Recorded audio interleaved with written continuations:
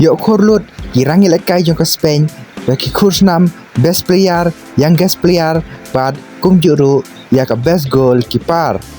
Hadin baka Spain kara lawan penim ke Argentina ta shigol lanot aka final panjab ke FIFA World Cup ka ba Arjongki aka history jongki paling baka jingla jong ke Spain bani lekai baha akan ke FIFA World Cup da ka ba ke Spain akan ke FIFA World Cup kala pen limlut ya ke tim ki baklan pat ka jingla jong ke Spain pantek la kamhai ka bol pat ka jingla jong ke Spain pakai shot tap tang shigol lane ke shot concede tang shigol akan ke tournament ke Spain kala kelalong kata ke champion pat kalalong sisa kata ke tim ka baklan bortam akan ke FIFA World Cup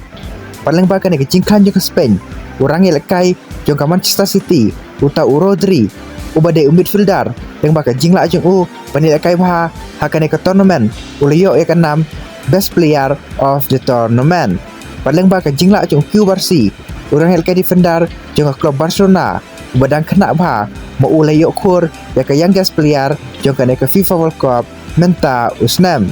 paling bakal jingla pani lekai baha orang abgol juga Spain uta Unai Simon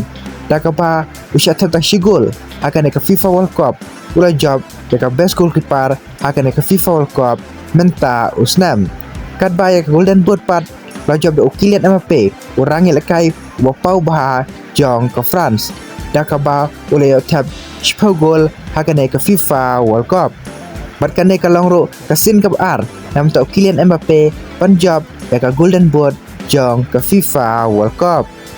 te paralog kinekin kidai kita kirangi lekai kiba job yak individual award jong ke FIFA World Cup menta usnam dakaba yak best player la job da Rodri urangi lekai jong ke Spain pada ka youngest player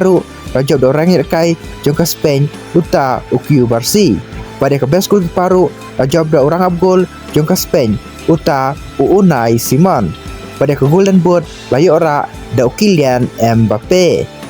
te paralog mentakas ngitang kineki video ke bakin diat kublai shibon